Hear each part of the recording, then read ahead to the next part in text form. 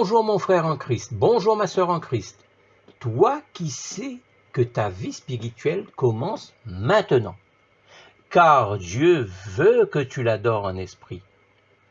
Jésus-Christ que tu as reçu s'est sacrifié volontairement pour toi, pour te donner cette vie. Car sans son sacrifice à la croix, cette nouvelle relation acceptée par Dieu le Père à travers son Fils avec toi ne serait pas possible. Tu serais resté sous la condamnation, car le péché subsisterait en toi aux yeux de Dieu.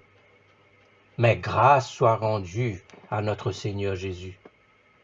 Son amour pour Dieu le Père t'a sauvé. Toujours dans la Bible, version Louis II, Évangile de Jésus-Christ selon Marc, chapitre 9. Il leur dit encore, « Je vous le dis en vérité, quelques-uns de ceux qui sont ici ne mourront point, qu'ils n'aient vu le royaume de Dieu venir avec puissance. » 6 jours après, Jésus prit avec lui Pierre, Jacques et Jean, et il les conduisit seuls à l'écart sur une haute montagne. Il fut transfiguré devant eux. Ses vêtements devinrent resplendissants, et d'une telle blancheur qu'il n'est pas de foulon sur la terre qui puisse blanchir ainsi. Élie et Moïse leur apparurent, s'entretenant avec Jésus. Pierre, prenant la parole, dit à Jésus, « Rabbi, il est bon que nous soyons ici. Dressons 3 tentes, une pour toi, une pour Moïse, une pour Élie. » Car ils ne savaient que dire, l'effroi les ayant saisis. Une nuée vint les couvrir, et de la nuée sortit une voix. « Celui-ci est mon fils bien-aimé, écoutez-le. » Aussitôt, les disciples regardèrent tout autour, et ils ne virent que Jésus seul avec eux.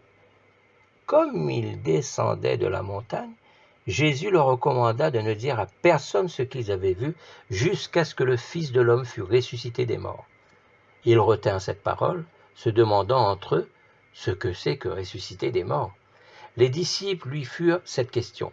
« Pourquoi les scribes disent-ils qu'il faut qu'Élie vienne premièrement ?» Il leur répondit. « Élie viendra premièrement et rétablira toutes choses. Et pourquoi il est écrit du Fils de l'homme qu'il doit souffrir beaucoup et être méprisé?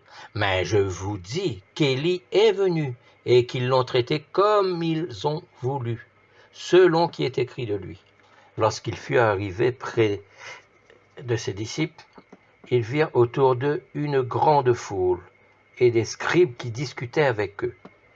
Dès que la foule vit Jésus, elle fut surprise et accourut pour le saluer. Il leur demanda, « Sur quoi discutez-vous avec eux ?» Et un homme de la foule lui répondit, « Maître, j'ai amené auprès de toi mon fils qui est possédé d'un esprit muet. En quelque lieu qu'il le saisisse, il le jette par terre, l'enfant écume, grince des dents et devient tout raide. J'ai prié tes disciples de chasser l'esprit et ils n'ont pas pu. » « Race d'incrédules, leur dit Jésus, jusqu'à quand serai-je avec vous? Jusqu'à quand vous supporterai-je? Amenez-le-moi. » On le lui emmena. Et aussitôt que l'enfant vit Jésus, l'esprit l'agita avec violence. Il tomba par terre et se roulait en écumant.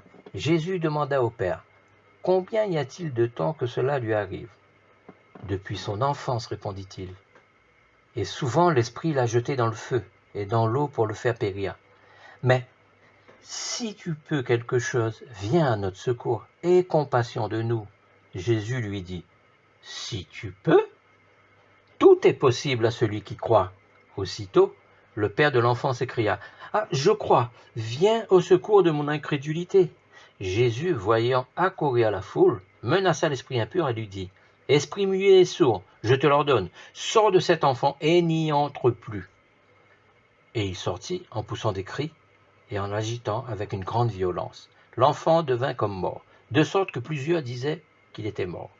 Mais Jésus, l'ayant pris par la main, le fit lever, et il se tint debout. Quand Jésus fut entré dans la maison, les disciples lui demandèrent, en particulier, « Pourquoi n'avons-nous pas pu chasser cet esprit ?» Il leur dit, « Cette espèce-là ne peut sortir que par la prière. » Ils partirent de là et traversèrent la Galilée. Jésus ne voulait pas qu'on le sût, car il enseignait ses disciples et il leur dit, « Le Fils de l'homme sera livré entre les mains des hommes, et ils le feront mourir, et 3 jours après qu'il aura été mis à mort, il ressuscitera. » Mais les disciples ne comprenaient pas cette parole, et ils craignaient de l'interroger. Ils arrivèrent à Capernaum. Lorsqu'il fut dans la maison, Jésus leur demanda, « De quoi discutiez-vous en chemin ?» Mais ils gardèrent le silence, car en chemin, ils avaient discuté entre eux pour savoir qui était le plus grand. Alors il s'assit, appela les 12 et leur dit, « Si quelqu'un veut être le premier, il sera le dernier de tous et serviteur de tous. » Et il prit un petit enfant, le plaça au milieu d'eux, et l'ayant pris dans ses bras, il leur dit, « Quiconque reçoit en mon nom un de ces petits-enfants me reçoit moi-même. Et quiconque me reçoit, reçoit non pas moi, mais celui qui m'a envoyé. » Jean lui dit, « Maître, nous avons vu un homme qui chasse les démons en ton nom, et nous l'en avons empêché, parce qu'il ne nous suit pas. » « Ne l'en empêchez pas, répondit Jésus, car il n'est personne qui, faisant un miracle en mon nom, puisse aussitôt, après, parler mal de moi. Qui n'est pas contre nous est pour nous, et quiconque vous donnera à boire un verre d'eau en mon nom, parce que vous appartenez à Christ, je vous le dis en vérité, il ne perdra point sa récompense. Mais si quelqu'un scandalisait un de ces petits qui croient, il vaudrait mieux pour lui qu'on lui mît au cou une grosse meule de moulin, et qu'on le jetât dans la mer. Si ta main est pour toi une occasion de chute, coupe-la. Mieux vaut pour toi entrer manchot dans la vie, que d'avoir les 2 mains et d'aller dans la géhenne, dans le feu qui ne s'éteint point. Si ton pied est pour toi une occasion de chute, coupe-le. Mieux vaut pour toi entrer boiteux dans la vie, que d'avoir les 2 pieds et d'être jeté dans la géhenne, dans le feu qui ne s'éteint point. Et si ton œil est pour toi une occasion de chute, arrache-le. Mieux vaut pour toi entrer dans le royaume de Dieu n'ayant qu'un œil, que d'avoir 2 yeux et d'être jeté dans la géhenne, où le enfer ne meurt point, et où le feu ne s'éteint point, car tout homme sera salé de feu. Le sel est une bonne chose, mais si le sel devient sans saveur, avec quoi l'assaisonnerez-vous? Ayez du sel en vous-même, et soyez en paix les uns avec les autres. Gloire à toi, Seigneur Jésus. Amen. Toi qui as reçu Jésus-Christ dans ton cœur, toi qui fais grandir la semence qu'il a déversée en toi, toi qui portes des fruits, tu as un aperçu du royaume de Dieu en toi. Cela te rend heureux. Imagine-toi ce même royaume sans tache dans les lieux célestes, qu'ont pu contempler un court instant Pierre, Jacques et Jean à travers la transfiguration de Jésus. Tu l'as entendu au verset 2. 6 jours après, Jésus prit avec lui Pierre, Jacques et Jean, et il les conduisit seuls à l'écart sur une haute montagne. Il fut transfiguré devant eux. Ah, toi qui goûtes, petite dose par petite dose, jour après jour, le royaume de Dieu ici-bas, imagine quand tu seras avec Jésus dans le royaume céleste, où réside notre Dieu et notre Seigneur. Merveilleux. Comme je te l'ai dit, après avoir lu le chapitre 7, l'incrédulité et le doute sont les armes préférées de Satan. Les scribes et les pharisiens, qui depuis le début des enseignements de Jésus-Christ ont été et restent incrédules, Jésus lui-même le dit au verset 19, « Race d'incrédules, leur dit Jésus, jusqu'à quand serai-je avec vous? Jusqu'à quand vous supporterai-je? Amenez-le-moi. » On le lui emmena. La demande du père de l'enfant possédé par l'esprit, muet, laisse entendre aussi son incrédulité, car il dit à Jésus, au verset 22, « Si tu peux quelque chose. » Mais Jésus peut tout. Pourquoi dire « si » ? C'est douter. Et Jésus fait comprendre au père de cet enfant que c'est lui qui doit croire que tout est possible quand on a la foi.